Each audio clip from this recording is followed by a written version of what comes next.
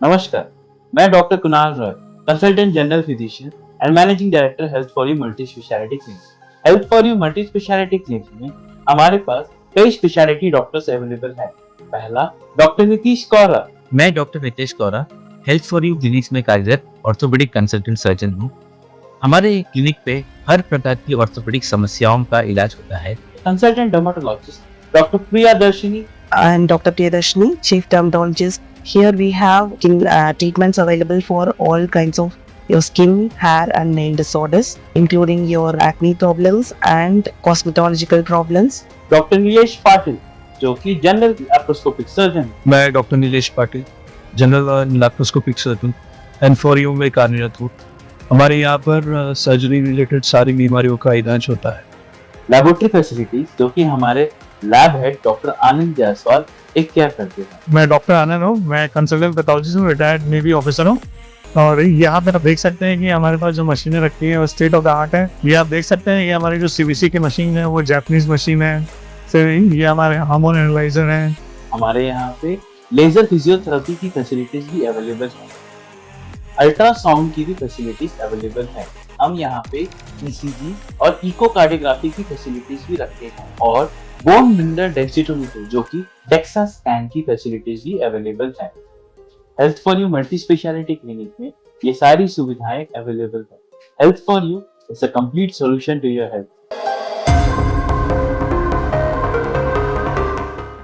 जय हिंद। मैं यामीन न्यूज अंडमान 24/7 में आप सभी का स्वागत करता हूं। इस वक्त हम जो है मरीना पार्क के वहां पर जो नेताजी सुभाष चंद्र बोस जी की प्रतिमा है ठीक उसके नीचे खड़े हैं और हमारे साथ सिद्धांत राय शर्मा जी हैं जो अखिल भारतीय विद्यार्थी परिषद के सेक्रेटरी हैं।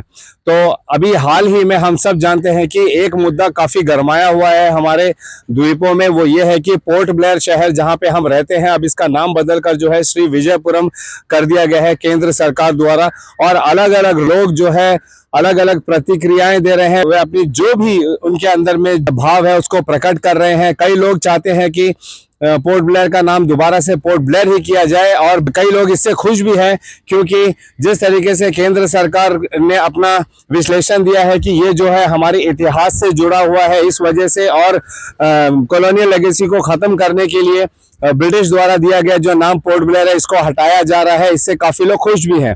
तो इन प्रतिक्रियाओं पर भी हमने एक एपिसोड बनाया है जो जल्द ही हम प्रकाशित भी करेंगे, आप देख सकते हो। फिलहाल हम जो है अखिल भारतीय विद्यार्थी परिषद के सेक्रेटरी सिद्धांत राय शर्मा जी इस विषय पर कुछ कहना चाहते हैं तो हम उनसे यहाँ मिलने आए। सिद्धांत जी, आपका बहुत बहुत स्वागत है हमारे चैनल में। जय हिंद सर। बहुत बहुत धन्यवाद। किसी भी विषय में अपना स्टैंड क्लियर करने से पहले कि हम इसका समर्थन करते हैं या विरोध करते हैं, ये बोलने से पहले मैं ये जो कुछ भी ये हो रहा है इसके ऊपर में और श्री विजयपुरम नाम का क्या हिस्ट्री है और इसका पीछे फिलोसॉफिकल परिप्रेक्ष्य क्या है और पोर्ट ब्लेयर नाम क्या है इसके बारे में मैं बोलना चाहूँगा। पहली बात तो ये है कि सरकार का, केंद्र सरकार का शुरुआत से ही ये पॉलिसी रहा है कि जितनी भी गुलामी की निशानियां हैं उन सभी को हटाया जाए। और जैसे कि नेम चेंज हो गया और फिर जैसे भी जितने भी प्रकार के जो मेमोरियल्स वगैरह हो गए, इन सभी प्रकार के जो गुलामी की निशानियां हैं उसमें कुछ ना कुछ फेरबदल करने का या अमेंडमेंट करने का काम केंद्र सरकार कर रही है। इसी के तहत श्री विजयपुरम रख दिया गया, पोर्ट ब्लेयर नाम को रिप्लेस करके। इस विषय में बात यह है कि कभी भी कोई भी नाम अगर चुना जाता है किसी भी जगह का तो वो नाम का हिस्टोरिकल क्या स्कोप है और वो नाम कितना रिलेवेंट है और वो जो नेम है, जो नेम चूज किया गया उसका फिलोसॉफिकल क्या परिप्रेक्ष्य, ये भी देखना बहुत जरूरी होता है।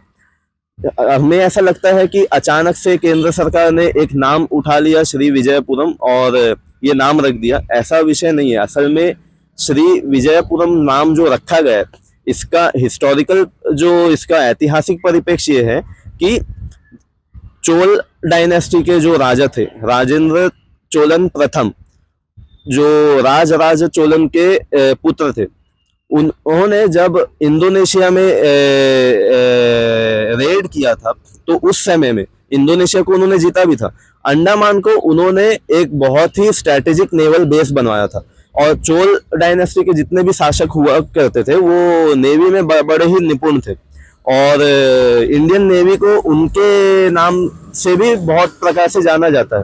तो जब वो उन्होंने अंडमान को for the first time as a strategic base use किया, जो आज भी इतना ही महत्व रखता है स्ट्रेटेजिक बेस, उस समय उन्होंने विजया एम्पायर जो इंडोनेशिया में था उसे जीतने के लिए उन्होंने वहां पे वो स्थान रखा था, और अंडमान भी उनके ही तब सी टेरिटरीज में आता था।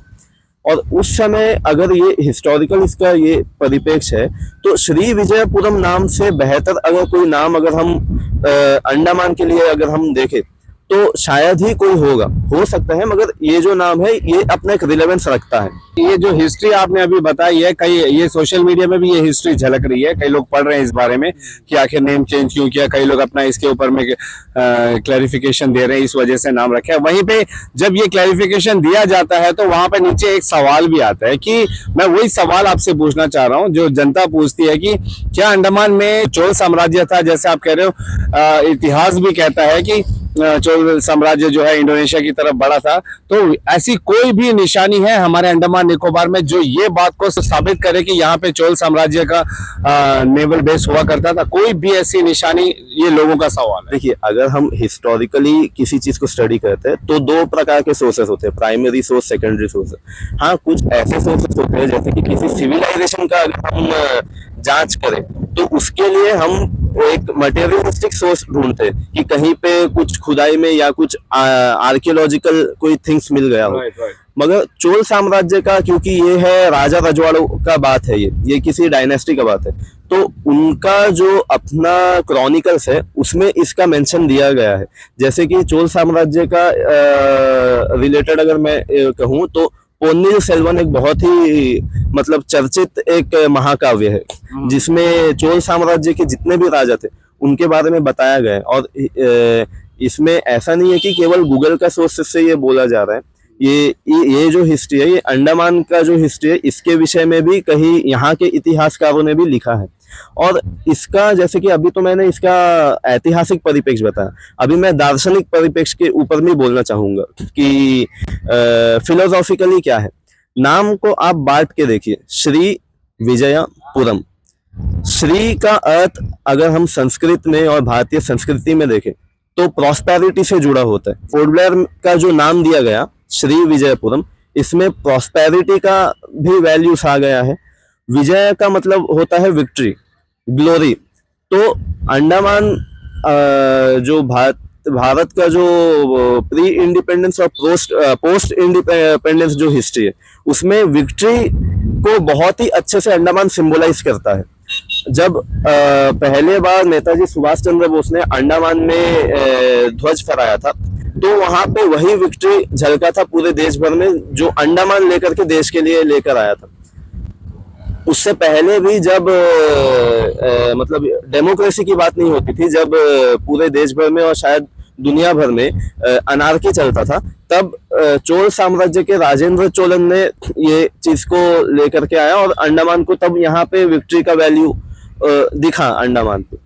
तो विजय का भी एक बहुत ही अच्छा सिग्निफिकेंस है। और पुरम तो जैसे भी किसी भी एरिया को अगर हम डिपिक्ट करें तो वहां का पुरम जैसा कुछ शब्द होता है। अभी इसमें कई लोगों को अंडमान में समस्या ये हो गई है कि ये साउथ इंडियन वर्ड क्यों चूज किया है। ये बात भी कहा जाता है। हम अंडमान में रह रहे हैं, यहाँ पे इतने तरह के लोग रह रहे हैं, क्यों साउथ इंडियन वर्ड चूज किया, ऐसा एक बात आ रहा है। तो इसका मैं लिंग्विस्टिक सिग्निफिकेंस भी मैं बता देना चाहूंगा।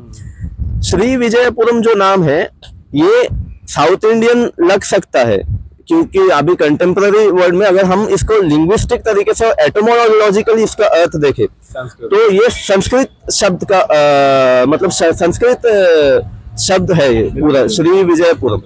और संस्कृत एक ऐसी भाषा है जो लगभग हर एक भाषा, भारत में लगभग हर एक भाषा में अपनी जगह रखती है और हर एक भाषा ने संस्कृत से कुछ ना कुछ लिया है।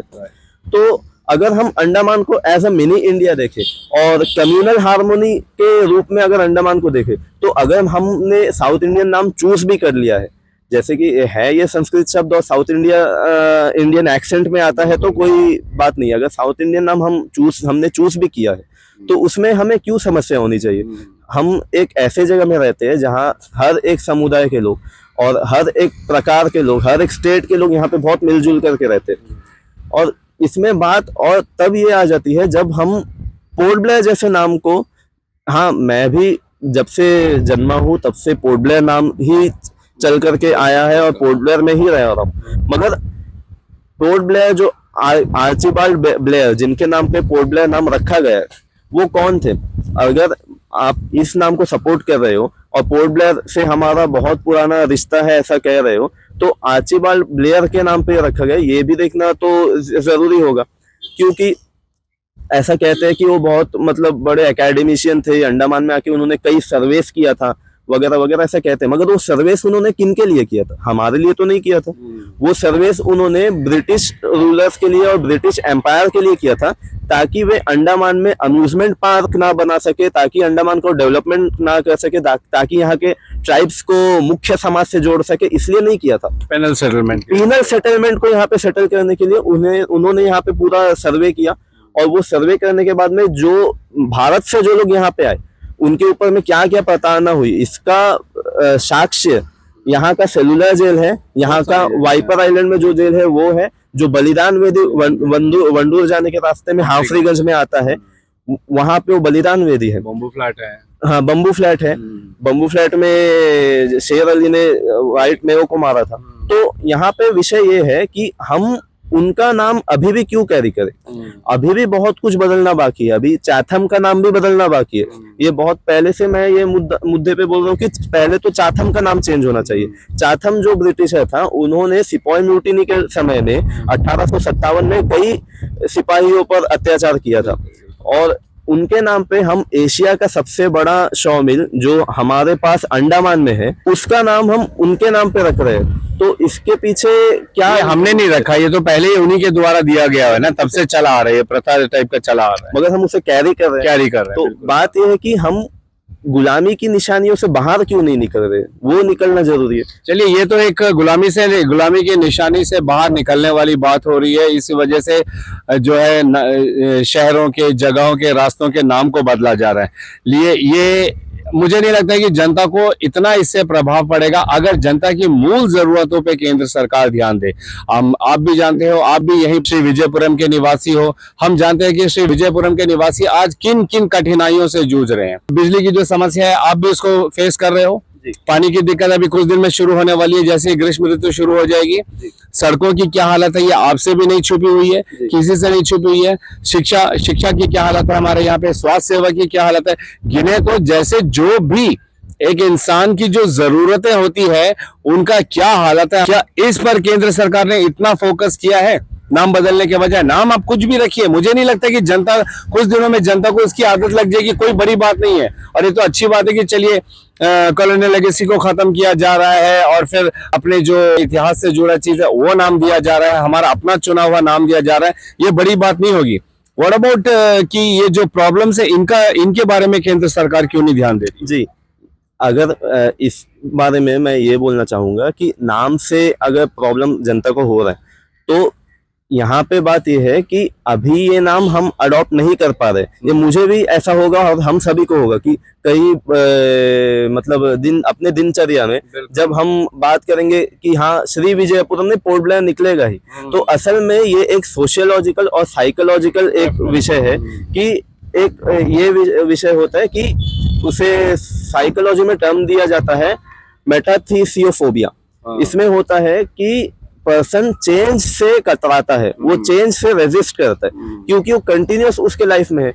कभी भी आप देख सकते होंगे कि कभी आप कोई टीवी सीरीज देखते हो, उसमें टीवी सीरीज में कोई एक बहुत ही नोटेबल कैरेक्टर है, वो अगर चेंज हो जाता है तो नया पर्सन किसी को पसंद नहीं आता, मगर धीरे धीरे करके वो आदत लग जाती है। तो ये एक विषय हुआ है। और जहां तक बात है मुद्दों का, और ये आपने जो ये बात बोला है बहुत ही सही और बहुत ही रिलेवेंट बात बोला है। जहां तक बात है मुद्दों का, तो बात यह है कि सरकार ने ये विचार किया है ये कि अंडमान का नाम श्री विजयपुरम रखा जाए, मगर इसमें अगर हम बोले कि सरकार ये बाकी सभी विषयों में ध्यान क्यों नहीं दे रही है, तो बात यह है कि क्या हम अभी अंडमान में जैसे सब लोग पोर्ट ब्लेयर के सपोर्ट में एक हो गए हैं, क्या अंडमान में क्या हम सभी यहाँ के मुद्दों के विषय में एक हो पा रहे हैं क्या? जब भी कुछ मुद्दा होता है, जैसे खुद मैं डिबेट का मुद्दा जब लीड कर रहा था तब मैंने ये फेस किया कि हर पॉलिटिकल पार्टी अपना अलग स्टैंड लेकर के आ रही है, और अपना अलग स्टैंड इसीलिए नहीं लेकर आ रही है कि उनको लगता है कि कुछ अलग तरीके से स्टूडेंट्स को भला कर सके। वो अलग स्टैंड इसीलिए रख रही है क्योंकि उन्हें अपना पॉलिटिकल बेनिफिट देखना है। मैं किसी को अलग से मैं पिक पॉइंट नहीं कर रहा हूँ, मगर हम मुद्दों को क्यों पिक पॉइंट कर रहे हैं। और जब केंद्र सरकार इतना भी एफर्ट नहीं लगाई है नाम चेंज करना बोलने से, अगर आप देखोगे पूरा इसमें ब्यूरोक्रेसी का उतना इम्पोर्टेंस नहीं होता है। जब नेम चेंज होता है तो हमारे श्री नरेंद्र मोदी जी प्रधानमंत्री का विजन था, ये विजन को कार्यान्वित किया अमित शाह जी ने, और इस विजन को कार्यान्वित करने में कितना मैन पावर और कितना ब्यूरोक्रेटिकल सेटअप में क्या लगा, बस एक गैजेट में पब्लिश करना था। तो अगर नाम चेंज हुआ है तो ऐसा नहीं है कि सरकार कोई ऐसी चीज में अपना समय लगा रही है जिसमें बहुत सारा लेबर फोर्स लग रहा है। पर अब लगेगा ना सर, अब तमाम जो डॉक्यूमेंट्स हैं, हमारे बर्थ सर्टिफिकेट का ये, आधार कार्ड का ये, पासपोर्ट का ये, जितने भी डॉक्यूमेंट्स हैं सब में पोर्ट ब्लेयर को हटाना पड़ेगा और उसको श्री विजयपुरम करना पड़ेगा। जितने बोर्ड से, अभी हम पीबीएमसी को भी बदलना पड़ेगा, अभी SVPMC ये लगना पड़ेगा जो पोर्ट ब्लेयर हटेगा। आप जस्ट इमेजिन करिए कि कितना सारा, आई एम श्योर कि इसका एक प्रोसेस होगा, एक तरीका होगा, और समय के साथ ये सब बदला भी जाएगा, बदल भी दिया जाएगा। तो आप जो कह रहे हैं कि क्या मैन पावर लगा, क्या खर्चा हुआ, तो आप इसका जस्ट अनुमान लगा सकते हो कि कितना मैन पावर लगेगा और कितना खर्चा आएगा इसमें। ये मैन पावर और ये खर्चा जो है ये तो वैसे भी आने वाला ही चीज है, क्योंकि मान लीजिए जो बोर्ड्स अभी हम यूज कर रहे हैं वो तब भी चेंज हुआ था जब शहीद द्वीप और स्वराज द्वीप का नाम चेंज हुआ था। तो जब हम कुछ ऐसे चीज को अपनाते हैं जो हमें किसी चेंज का ओर लेके जाती है, तो कुछ ना कुछ तो उसमें ऐसा विषय लगेगा। और कई लोग ऐसा पूछते हैं कि हमसे पूछा नहीं गया, हम अंडमान की जनता से पूछा नहीं गया। नेक्स्ट इसी पे आने वाला था कि क्या इसमें कोई ऐसा कोई भी ओपिनियन लिया गया, ये जनता का अगला सवाल है कि हमसे क्यों नहीं पूछा गया। यहाँ सूत्रों से ये पता चला है कि सांसद जी हैं Shri Vishnupad Rai ji, port Blair municipal council के जो चेयरमैन हैं उनसे और जिला अध्यक्ष, इनकी मंजूरी थी, अप्रूवल थी, तब इसको कर दिया गया। लेकिन पूरे अंडमान निकोबार के निवासियों से अगर आप पूछोगे तो किसी को इसकी भनक तक नहीं थी। क्योंकि क्या आपको नहीं लगता कि एक ओपिनियन पोल भी जरूरी था या ये एक सहायक हो सकती थी? देखिए, यहाँ पे हम बात नेम चेंज का कर रहे हैं, यहाँ पे किसी लॉ या किसी रूल्स को इम्पोज करने का बात नहीं कर रहे। तो इंडिया जो कि एक मल्टी पार्टी डेमोक्रेटिकल नेशन है, तो यहाँ पे हम रिप्रेजेंटेटिव को मतलब डेमोक्रेसी में पार्ट इसीलिए ही बनाते हैं कि वो पब्लिक का जो विषय है, पब्लिक का बात है, वो खुद रख सके। क्योंकि इलेक्शंस हम करते हैं यहाँ पे इंडिया में, इलेक्शंस इसीलिए ही होता है कि जनता के बिहाफ में कोई उनका विषय रख सके। तो जब डेमोक्रेटिकली यहाँ के लोगों ने किसी एक को चुना है और उन्होंने अपना एक ओपिनियन शेयर किया है, तो वो प्राइमा फेसिया जनता का ओपिनियन होगा। एकदम सही बात। और मगर अगर हम यहाँ पे इलेक्शन वगैरह करके, जैसे कि ऐसे विषय में क्या हम इलेक्शन करेंगे और वापस से उतना मैन पावर यूज करेंगे, तो यहाँ पे वापस से वही बात हो जाएगा कि सरकार इतना क्यों कर रही है। एक नेम, एक जनरल ओपिनियन तो पाया जा सकता था ना सर, एक नॉर्मल से एक सोशल मीडिया में एक ओपिनियन पोल चला दिया जाता तो वो भी काफी था। चलिए, आप कहते हो कि जनता के रिप्रेजेंटेटिव है, जनता ने उनको चुनकर वहां पर बिठाया है, तो उनका निर्णय जनता का निर्णय, बिल्कुल। लेकिन आप अभी उसका रिवर्स इफेक्ट देख रहे हो ना कि उन्होंने तो, श्री विष्णुपद राय जी ने तो इसमें हामी भर दी है, लेकिन आप खुद मार्केट का हाल जानते हो कि लोग क्या चाह रहे हैं। आप खुद व्हाट्सएप में देख रहे हो, सोशल मीडिया में देख रहे हो, कितने सारे अभी ओपिनियन पोल निकल रहे हैं। आप खुद बोलिए कितना हो रहा है, 90-10 रेशियो हो रहा है ना, कि पोर्ट ब्लेयर 90% चाह रहे हैं और 10% जो कह रहे हैं नया नाम। चलिए, सरकार ना सही, क्या हमारे पब्लिक रिप्रेजेंटेटिव को ये अप्रूवल देने से पहले एक बार उनको ही एक ओपिनियन पोल नहीं चला लेना था? इमोशनल चीजों पे पब्लिक का ओपिनियन वैसे ही रहेगा, मगर जब हम बात फैक्ट्स का करते हैं और रैशनैलिटी का करते हैं, तब वहां पे हमें टॉप टू बॉटम सोचना पड़ता है। अगर मान लीजिए पब्लिक बोलता नहीं हम पोर्ट ब्लेयर नाम से खुश है, तो पोर्ट ब्लेयर नाम से हमें खुश नहीं रहना चाहिए। बात ये है, क्योंकि वो पोर्ट ब्लेयर किसका नाम है। इमोशनली हम सोच सकते हैं, हाँ मैं 10 सालों से मैं अभी 23 साल का हूँ, 23 सालों से मैं यही नाम सुनते आ रहा हूँ, मैं इमोशनली अटैच्ड हूँ उस चीज़ के लिए। मगर कई बार ऐसा होता है कि इमोशनली हमें नहीं सोच करके वो करना होता है जो रैशनली सही है। तो ये थे हमारे साथ सिद्धांत राय शर्मा जी, और बखूबी उन्होंने हमारे सारे सवालों का जवाब दिया। और ये वही सवाल है जो आप लोग हमसे कमेंट सेक्शन में बोलते हो, जो आप लोग हमें फोन करके बोलते हो। तो आपकी जो बातें थी जो पब्लिक रिप्रेजेंटेटिव तक पहुंचानी थी, तो हमने एक प्रयास सिद्धांत राय शर्मा जी से भी किया। उन्होंने भी आपके सारे सवालों का लगभग जवाब दिया है कि नाम क्यों बदला गया है, नाम को क्यों बदलना चाहिए। हमने इनसे कठिन सवाल तक भी किया कि पब्लिक ओपिनियन क्यों नहीं लिया गया इस पर। उन्होंने बहुत अच्छा इसका जवाब दिया, डिफाइन किया है अपने जवाब को कि किस वजह से नहीं लिया गया है, इसके कारण क्या है, कब पब्लिक ओपिनियन लिया जाता है, कब नहीं लिया जाता है। इससे अगर आप सहमत है तो कृपया हम ये चाहेंगे कि कमेंट सेक्शन में आप सिद्धांत राय शर्मा जी द्वारा दिए गए तमाम जो बातें हैं, इनका जवाब है, इसको आप जरूर काउंटर कीजिए और अपनी राय सामने रखिए, ताकि हम उन सवालों को लेकर भी हम जो है और भी हमारे कई सारे अंडमान निकोबार में जो पब्लिक रिप्रेजेंटेटिव हैं हम उनसे भी बात करेंगे। फिलहाल सिद्धांत राय शर्मा जी जो है वो तो अखिल भारतीय विद्यार्थी परिषद के सेक्रेटरी हैं, और उन्होंने अपना समय निकाला, हमसे बातचीत की और हमारे सवालों का जवाब दिया। उसके लिए हम उनको तहे दिल से धन्यवाद करते हैं सर। और आपने जिस तरीके से जवाब दिया, हमें पूरा यकीन है कि कई सारे दूरपासी होंगे जो आपकी बात से सहमत भी होंगे, पर कई सारे असहमत भी होंगे, तो आप उनके लिए भी तैयार रहिएगा। और हो सके तो अगर उनसे जुड़ी हमारे पास दोबारा सवाल आते हैं तो हम आपसे फिर एक मुलाकात करेंगे और आप उसमें अपनी बातें रख सकते हो। Thank you so much. जरूर, बहुत बहुत धन्यवाद। और यही है डेमोक्रेसी कि Right. कुछ लोगों को मुद्दा में मतलब उनका डिसएग्रीमेंट होगा, कुछ लोग एग्री करेंगे, Right. मगर हमें कहीं एक जगह थमना नहीं है, हमें आगे चलते रहना है। जो चेंजेस समय के साथ में आता है उसे अडॉप्ट भी करना होता है, और जो भी नेगेटिव थिंग्स है या जो भी खामियां हैं उसे हमें करेक्ट भी करना होता है। थैंक यू सिद्धांत राय शर्मा जी। और हम उम्मीद करते हैं कि आगे जो भी बातें होंगी उसकी अपडेट भी हम आप लोगों को देंगे। फिलहाल कैमरा पर्सन दीपिका सोनी के साथ में यामीन, न्यूज अंडमान 24/7। जय हिंद।